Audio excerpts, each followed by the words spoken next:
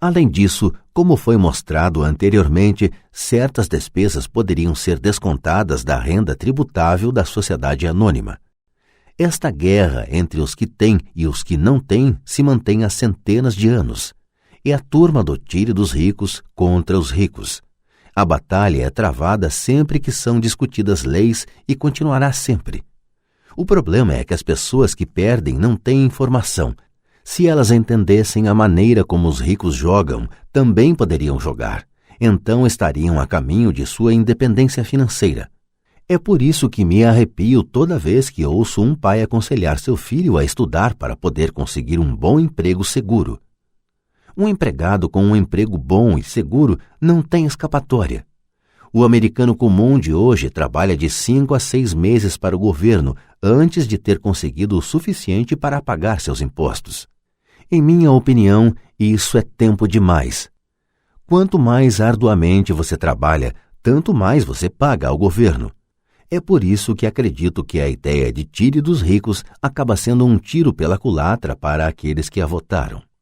Toda vez que as pessoas tentam punir os ricos, estes não apenas não obedecem, como reagem. Eles têm o dinheiro, o poder e a intenção de mudar as coisas. Não ficam sentados e pagam voluntariamente mais impostos. Ao contrário, buscam maneiras de minimizar sua carga tributária. Contratam advogados e contadores competentes e convencem os políticos a mudar as leis ou a criar artifícios legais.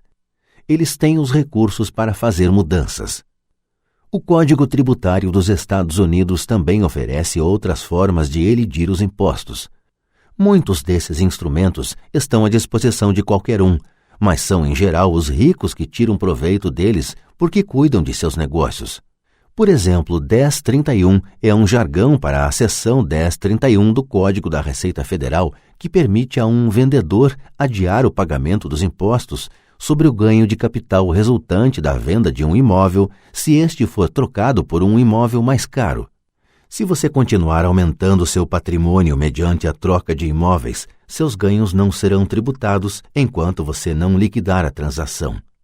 As pessoas que não se beneficiam desta poupança de impostos permitida legalmente estão perdendo uma grande oportunidade de aumentar sua coluna de ativos.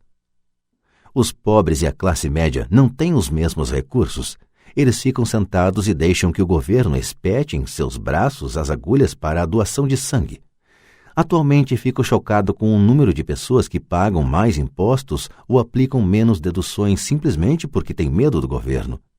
E sei como um agente tributário do governo pode ser apavorante e intimidante.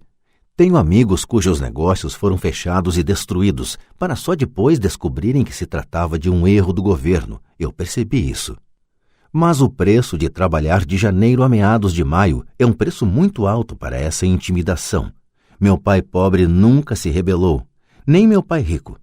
Este foi apenas mais esperto e usou as sociedades anônimas, o maior segredo dos ricos. Você lembrará a primeira lição que aprendi com o meu pai rico. Eu era um garoto de 9 anos que teve que sentar e esperar até que ele resolvesse falar comigo. Frequentemente sentei em seu escritório esperando que ele me atendesse. Ele me ignorava propositalmente. Queria que eu reconhecesse seu poder e desejasse ter um dia esse mesmo poder. Durante todos os anos que estudei e trabalhei com ele, sempre me lembrou que conhecimento é poder. E com o dinheiro vem mais poder, o que exige o conhecimento certo para mantê-lo e fazê-lo se multiplicar. Sem esse conhecimento, o mundo arrasta você. Pai Rico sempre recordava a mim e a Mike que o maior tirano não era o patrão ou o supervisor, mas o homem dos impostos. Se você deixar, o homem dos impostos sempre tirará mais de você. A primeira lição relativa a fazer o dinheiro trabalhar para mim, em vez de trabalhar pelo dinheiro, tem, na verdade, tudo a ver com poder. Se você trabalha pelo dinheiro, está cedendo o poder a seu empregador. Se seu dinheiro trabalha para você, você mantém e controla o poder. No momento em que adquirimos esse conhecimento do poder do dinheiro trabalhando para nós, Pai Rico quis que nos tornássemos financeiramente espertos e não deixássemos os tiranos nos intimidarem. Você precisa conhecer as leis, a forma como funciona o sistema. Se for ignorante, é fácil ser intimidado. Se você sabe do que está falando, tem uma chance de vencer. É por isso que ele pagava tanto a advogados e contadores especialistas em tributação. Era menos dispendioso pagar-lhes do que pagar ao governo. A melhor lição que me deu e que apliquei a maior parte de minha vida é: seja esperto e você não será oprimido. Ele conhecia a lei porque era um cidadão respeitador das leis. Se você sabe que está certo, você não terá receio de se defender, mesmo se você estiver indo contra Robin Hood e seu bando.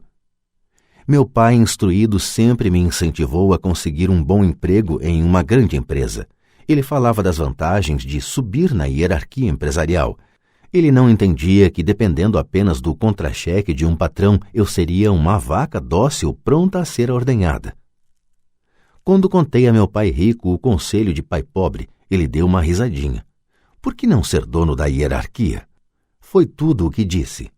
Eu era garoto e não entendia o que meu pai rico queria dizer com tornar-me dono de minha empresa.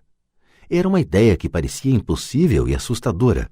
Embora a ideia me empolgasse, minha juventude não me permitia vislumbrar a possibilidade de que adultos trabalhassem algum dia para uma empresa da qual eu era o dono. O importante é que, se não fosse por meu pai rico, eu teria provavelmente seguido o conselho de meu pai instruído. Foi apenas a lembrança ocasional de meu pai rico que manteve viva a ideia de eu vir a ter minha própria empresa e me fez seguir um caminho diferente. Quando eu já estava com 15 ou 16 anos, sabia que não podia continuar a trajetória que meu pai instruído recomendava. Não tinha ideia de como fazer, mas estava disposto a não seguir na direção em que a maioria de meus colegas se encaminhava. Essa decisão mudou minha vida. Não foi antes de eu chegar aos 20 e poucos anos que o conselho de meu pai rico começou a fazer sentido. Tinha saído da Marinha e estava trabalhando na Xerox.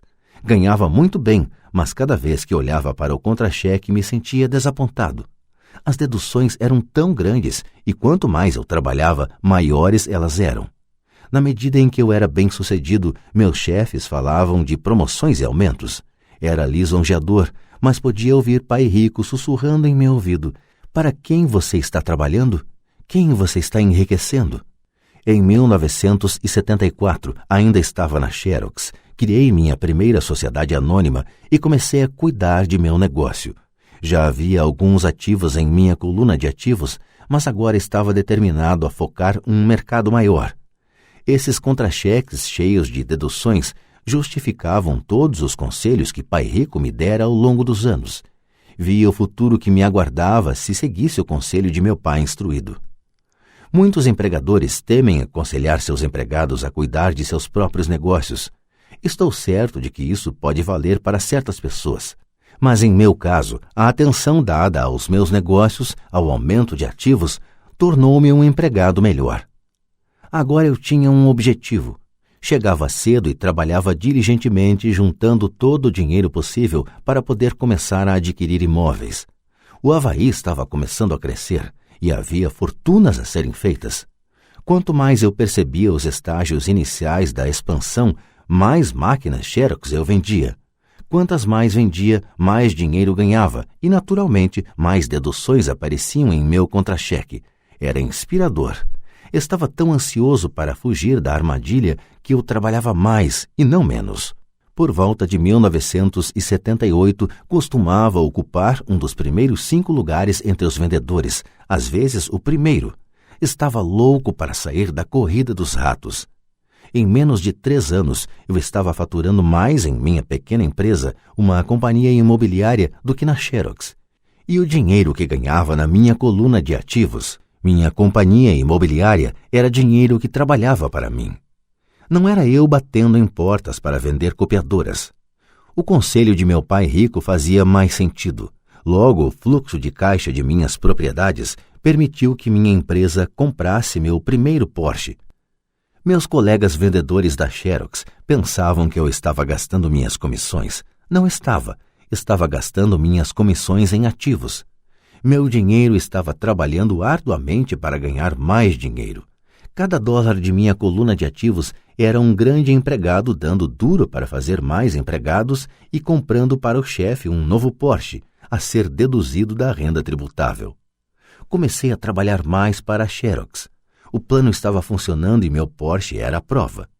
Ao aplicar as lições de meu pai rico, eu, tão jovem, podia sair da proverbial corrida dos ratos, de ser empregado. E isso foi possível dados os sólidos conhecimentos financeiros adquiridos com estas lições. Sem esses conhecimentos que chamo de QI financeiro, meu caminho para a independência financeira teria sido muito mais difícil. Agora divido com outros, por meio de seminários, tudo o que aprendi. Sempre que faço minhas palestras, lembro aos ouvintes que o QI financeiro se compõe de 4 grandes áreas. Contabilidade. É o que chamo de alfabetização financeira, uma habilidade vital se você quer construir um império. Quanto mais dinheiro estiver sob sua responsabilidade, mais acuidade é exigida ou a casa desmorona. É o lado esquerdo do cérebro, ou os detalhes. A alfabetização financeira é a capacidade de ler e entender demonstrações financeiras. Isso lhe permite identificar os pontos fortes e fracos de qualquer negócio.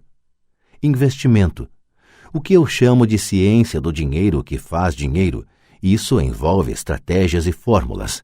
É o lado direito do cérebro, ou o lado criativo.